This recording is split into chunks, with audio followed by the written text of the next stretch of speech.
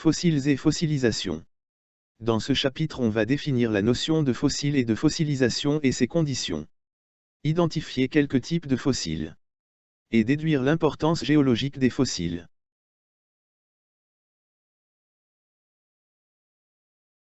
Introduction.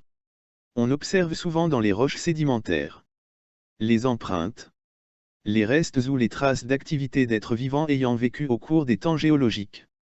Donc, qu'est-ce qu'un fossile? Quelles sont les conditions dans lesquelles se fait la fossilisation? Fossiles et fossilisation. D'abord, on va déterminer la notion d'un fossile. D'après les documents ci-contre, on constate que les fossiles représentent les restes ou les traces d'activités d'êtres vivants, animaux ou végétaux conservés au sein des couches sédimentaires. À titre d'exemple, empreintes de pas, graines, os, dents, plantes. Maintenant, on va définir la fossilisation et déterminer ses conditions. La fossilisation est un phénomène qui permet la formation des fossiles. Les parties molles des organismes vivants ont tendance à se décomposer rapidement alors que les parties solides se conservent mieux. La description des étapes de la fossilisation de l'ammonite. Étape 1, la mort de l'ammonite et son dépôt sur le fond marin.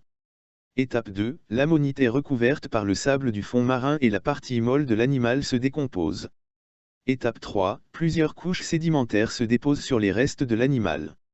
Étape 4, l'érosion des roches sédimentaires permet l'apparition des restes de l'ammonite à l'air libre. Les conditions nécessaires à la fossilisation. La fossilisation exige des conditions d'enfouissement et de conservation particulières. Pour les empreintes d'êtres vivants, elle s'effectue par un remplissage immédiat de l'empreinte de l'être vivant par une couche de sédiments. Pour les restes d'organismes, cela commence par la mort de l'être vivant, puis son dépôt, et enfin son recouvrement par le sédiment. Et l'importance géologique des fossiles. Rôle des fossiles dans la datation des sédiments et la détermination des milieux sédimentaires. L'étude des fossiles a permis de découvrir que ces derniers sont répartis en deux groupes. Les fossiles stratigraphiques caractérisent une époque géologique limitée dans le temps et ayant une large répartition géologique, et une durée de vie limitée. Les fossiles de faciès.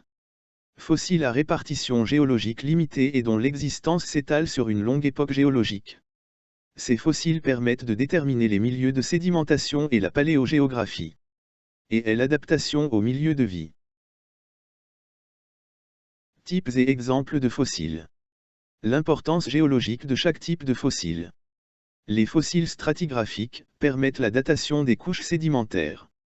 Les fossiles de faciès permettent de déterminer les milieux de sédimentation et la paléogéographie. Exemple de fossiles stratigraphiques. Trilobites.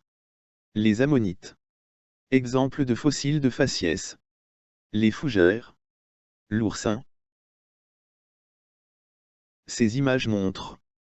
Le trilobite est un arthropode marin dont le corps est formé de 3 lobes. Il a vécu il y a 200 millions d'années.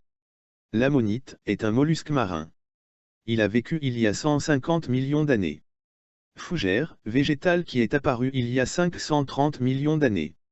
Et continue à exister dans des milieux terrestres. L'oursin, animal marin apparu il y a plusieurs millions d'années. Et continue à vivre dans les océans.